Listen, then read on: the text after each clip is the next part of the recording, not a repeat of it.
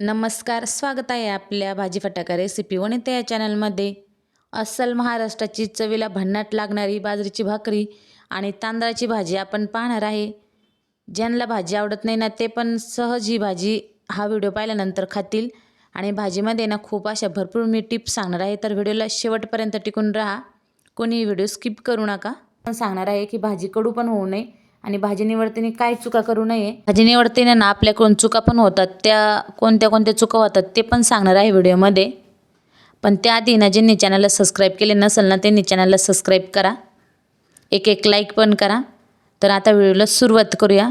इथं बघा एक पिंडी घेतलेली आहे. हा देशी तांदळाची भाजी आहे आणि एकदम पानं बारीकच असतात, त्यामुळे याला काय पाण्याची गरज लागत नाही. आणि निवडताना ना एक काळजी घ्यायची, पाठीमागं जे पानाचे आहे ना पांढरे असतात ना डाग, ते पानं घ्यायचे नाही. ही सगळ्यात महत्त्वाची काळजी घ्यायची भाजी निवडताना. भाजी कडून होण्यासाठी ना शक्यतो जे असे आता जे बिया असतात ना त्या कमी घेण्याचा प्रयत्न करायचा, नुसते पानं घ्यायचे.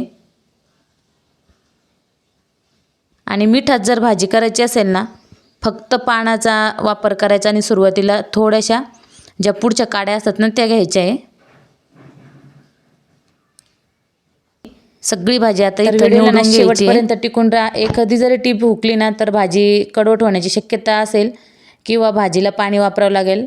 बऱ्याच वेळा भाजीला पाणी पण वापरतात त्या, पण ही एकदमच कवळी आहे त्यामुळं फक्त तेलात आणि मिठात करणार आहे. भाजी निवडून झाल्यानंतर ना त्यासाठी ना आता लसूण जास्त घालायचं. चविष्ट भाजी जर करायची असेल ना तर लसूण घालायची ह्या भाजीला जास्त. इथं एक कांडी लसूण घेतला आहे, म्हणजे 7-8-10 पाकळ्या तरी आहे आरामशीर लसणाच्या. त्यानंतर ना हिरव्या मिरचीचा वापर करायचा. इथं 7-8 हिरव्या मिरच्या घेतल्या आहे. या जास्त तिखटही नाही आणि जास्त फिक्क्या पण नाही आहे, मीडियम अशा ह्या तिखट मिरच्या होत्या. आता त्या मी थोड्या आहे त्यामुळं खलबत्त्यामध्येच ओबडधोबड ठेचून घेतल्या. भाजी जर जास्त करायची असेल ना तर मिक्सरला बारीक करा. त्यानंतर कढईमध्ये ना तेल घालायचं आहे. आता शेंगदाणे पण आहे ना मी पोहे खायचे फक्त 2 चमचे शेंगदाण्याचं कूट घालणार आहे. कूट म्हणजे तो पण खलबत्त्याचं ठेचून एका शेंगदाण्याचे फक्त 2 खापा करायचे आहे. जिरे मोहरी परतल्यानंतर आहे ना लसूण आणि मिरची जी आपण ठेचली का ती परतून घ्यायची चांगली. जेवढी मिरची परतली ना तेवढी भाजी स्वादिष्ट लागते. आता भाजी घालून घ्यायची आणि छान परतून घ्यायचं. गॅस इथं एकदम कमी करायचा आहे. आता मीठ कधी घालायचं हे पण सांगते आणि भाजी कडू होऊ नये यासाठी पण तुम्हाला मी टिप्स सांगते पुढे.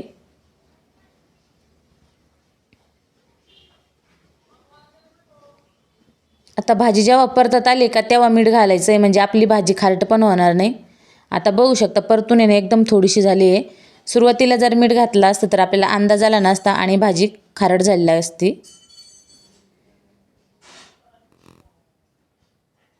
आता ह्या गोष्टी जवळजवळ प्रत्येक मैत्रिणींना माहीत असतात, पण ज्या नवीन असतात ना त्यांना माहीत नसतात, त्यामुळं सांगितले आहे. तर इथं बघा शेंगदाण्याचं कूट पण घातलं आहे, ओबडधोबड खलबत्त्यातच ठेचला.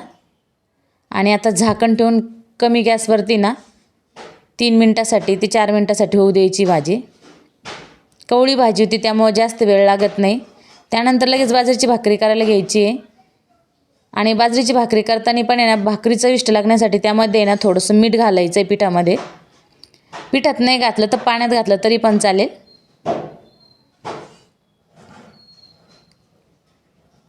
तवा एकीकडे गॅसवरती तापायला ठेवायचा आहे.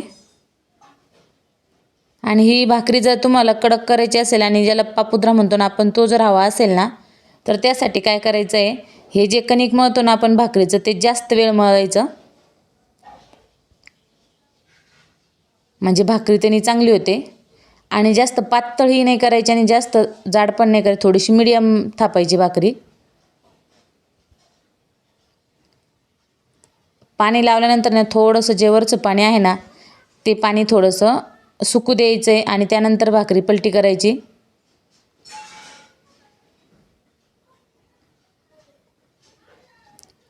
मागच्या व्हिडिओला ना खूप छान सपोर्ट केला सगळ्यांनी, ह्या पण व्हिडिओला असंच सपोर्ट करा. तर आता इथं भाकरीला शेवटी ना गॅस कमी करायचा आहे. आता बघा भाकरी जेव्हा फुगायला लागते ना तेव्हा लगेच एकदम कमी गॅस करायचा, म्हणजे एकदम कडक भाकरी होते. तर भाकरी पण झाली आहे आणि एकीकडे भाजी पण आपली तयार झालेली आहे. तर आपली इथे ना अस्सल गावरान पद्धतीची अगदी झटपट कमी वेळेत होणारी तांदळाची भाजी तयार झाली. यासोबतच बाजरीची गरमागरम भाकरी. ही भाजी तुम्ही चपातीसोबत पण खाऊ शकता, पण भाकरीसोबत आहे ना खास अशी टेस्ट लागते. आणि हिवाळ्यामध्ये ना बाजरीच्या भाकरीसोबत कुठलीही भाजी छानच लागते. एकदा जर अशा पद्धतीची भाजी केली ना, न खाणारे पण या भाजीसोबत बाजरीची भाकरी खातील आणि अगदी आवडीने ही भाजी खातील. अशा पद्धतीने जर भाजी केली तर.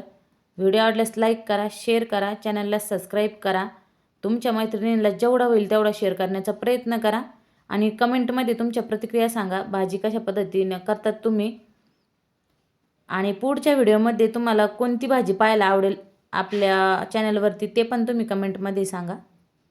तर भेटूया पुढच्या रेसिपीमध्ये अशा छानशा छोट्याशा आपल्या गावरान पद्धतीच्या गावाकडच्या रेसिपी पाहण्यासाठी चॅनलला सबस्क्राईब करा. धन्यवाद.